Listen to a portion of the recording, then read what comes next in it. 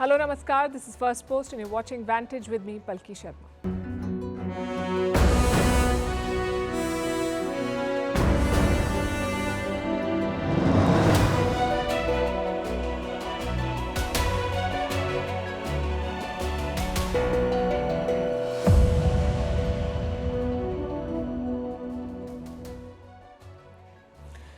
The war in Gaza is escalating after being on the run for months. Hamas attacked Tel Aviv over the weekend. They fired 8 rockets from Rafah. A deadly counterattack followed. Despite the orders from the world's top court to cease operations, Israel has been striking Rafah. At least 40 people have been killed.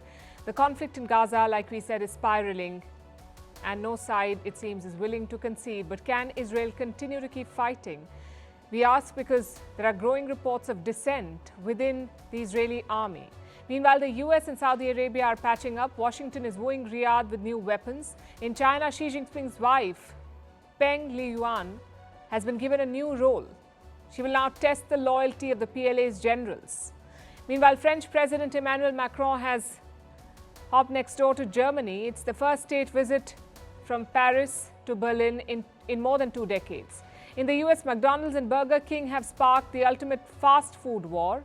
And can rainbow colors help you sleep better? We'll get you all these stories and more. The headlines first.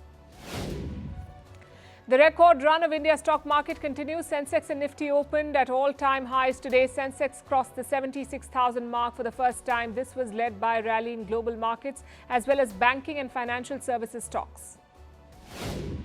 Indian Prime Minister Narendra Modi hits out at the opposition over alleged support from Pakistan. Prime Minister Modi calls for an investigation. It comes after former Pakistani Minister Chaudhry Fawad Hussain praised Delhi Chief Minister Arvind Kejriwal. Earlier, the Pakistani politician had also praised Congress leader Rahul Gandhi.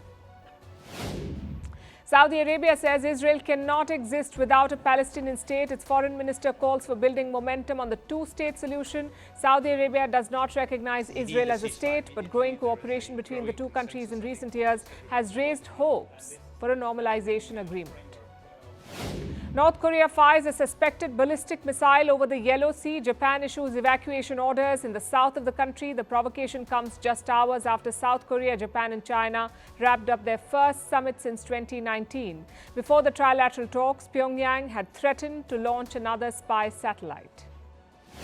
More than 2,000 people are feared buried in a landslide in Papua New Guinea. The government asks for international help. The United Nations has called an emergency meeting tomorrow. Friday's landslide was triggered by heavy rains. Papua New Guinea has one of the wettest climates in the world.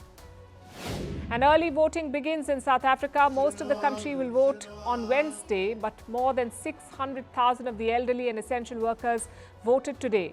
The ruling African National Congress, or ANC, is facing its biggest challenge yet. The results will be announced by Sunday.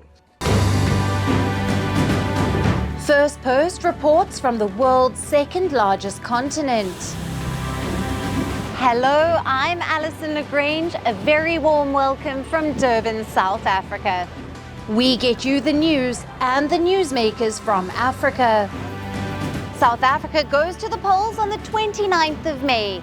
I will track the election and bring you ground reports.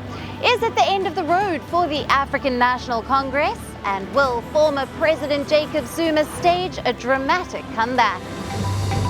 From elections to climate change to innovations and opportunities. As the world's attention shifts, we report from Africa, the heart of the global south.